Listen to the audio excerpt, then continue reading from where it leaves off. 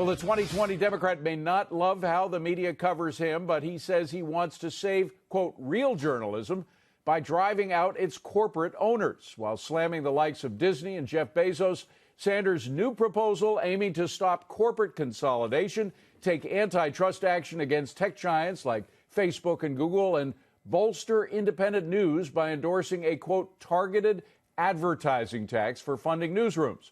Sanders stating in part, quote, today's assault on journalism by Wall Street, billionaire businessmen, Silicon Valley, and Donald Trump presents a crisis and why we must take concrete action. We should not want even more of the free press to be put under the control of a handful of corporations and benevolent billionaires who can use their media empires to punish their critics and shield themselves from scrutiny, end quote. So, Jonathan, what do you think of Bernie's solution? Free press. That means free from government. So butt out, Bernie. This is infuriating, David. Government has no role, zero, zilch, no role in journalism, in speech, in ideas. But you know what? Both Bernie and the left, and they're on the right as well, have consistently been attacking the free press, not just one institution, or excuse me, not just one periodical or one reporter, but the institution writ large. And that's what's paving the way for these types of calls of more government regulation, more institution, into what could be more sacred than our First Amendment, our free press. Butt out, Bernie. Can we get an amen up in here? I agree with you, Jonathan. And the funny thing is I actually feel like we haven't ever had a freer press than we do now, in the fact that everybody now has a voice, whether it's publishing your own blog on the internet or going onto one of these big bad corporate sites like Facebook or Twitter and being able to have your own voice and put it out there. We've never had that before. We used to have the media elites who were controlling the narrative, and unless you were a journalist or knew somebody who was going to publish your piece, you couldn't get your voice into the mix. So I would argue that the problem isn't with the fact we don't have a free press, is that consumers just happen to click on clickbait all the time and don't have the best taste. Well, panel, stay in there. I want to bring in Dan Gainor from the Media Research Center. Dan, I know you may not like his solutions, but Bernie has hit on some real problems with journalism, no? Well, journalism certainly has a ton of problems, and Bernie's solutions are not good. Hey, let's have the socialists mess with the Constitution and free press. Not always a good thing. These are not even new solutions. I checked. I knew I'd written about this.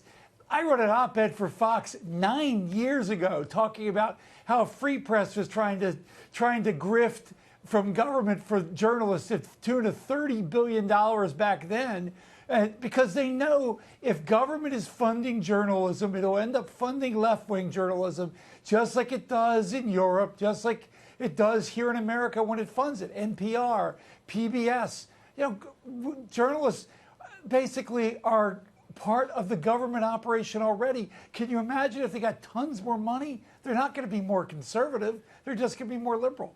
Part of the government operation? Journalists are part of the government operation. Did I hear that correctly? Did you just say that? Yeah, I mean, that's what NPR that is completely and PBS incorrect. are. Absolutely. That's completely incorrect. And Carol, I want to go back to a point that you made just before Dan joined us.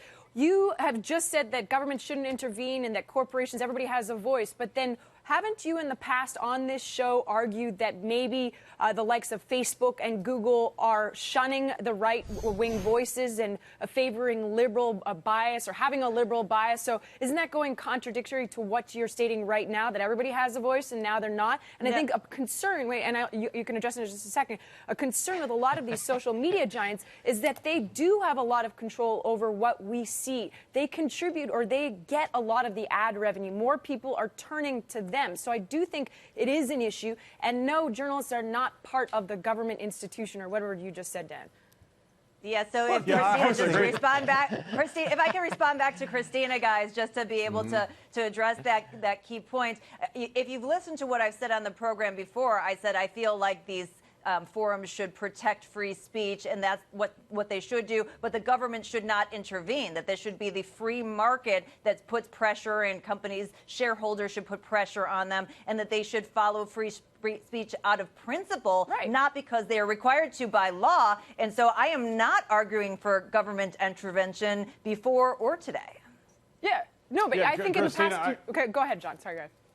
Kristina, look, I'm going to agree with you because when you say that the reporters are not part of the government institution, look to the Washington Post, which everybody pillories. By the way, Bernie Sanders pillars it as well. So if the left and the right are doing something, it must be doing something right there. They have 47 Pulitzers, by the way, and they are the one that broke the Watergate scandal against the government they were supposed to be working for. So any politician that we have, right or left, is going to go after any press that is against him. And I think that is hurting our press. And we've always had billionaires. We had the Graham family running the Washington Post when they're the ones that went after Watergate. So we've always had billionaires running it. Not always great, like William Randolph Hearst, like Joseph Pulitzer.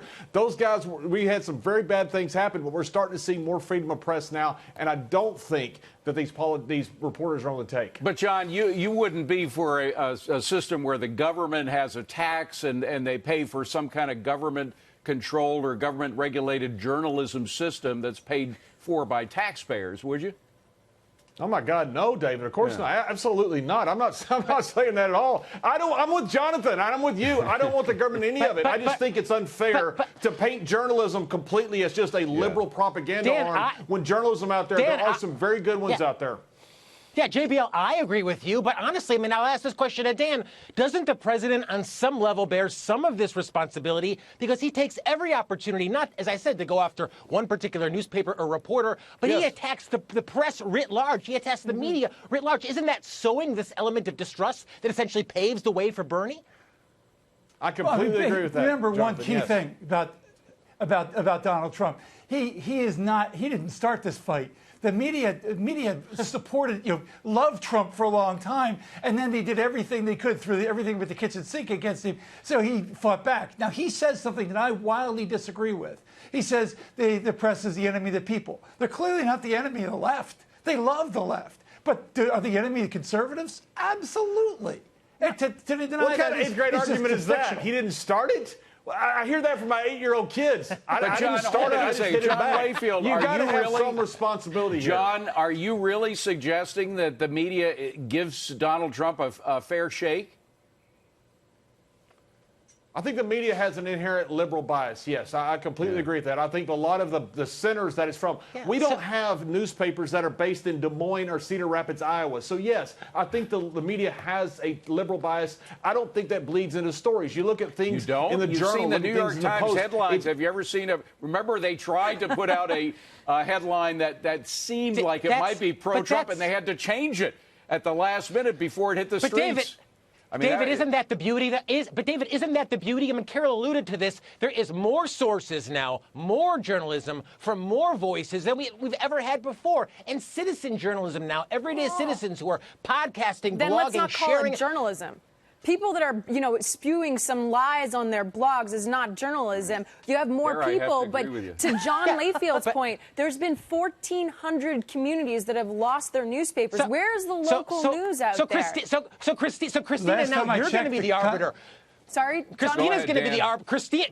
Dan, go ahead. Last time I checked, the First Amendment and including freedom of the press belongs to all of us. So yes, when someone blogs, whether they're a high-paid New York Times reporter or an ordinary person on the street, that they're blogging. That's journalism. The problem the press has Kristina's going to decide.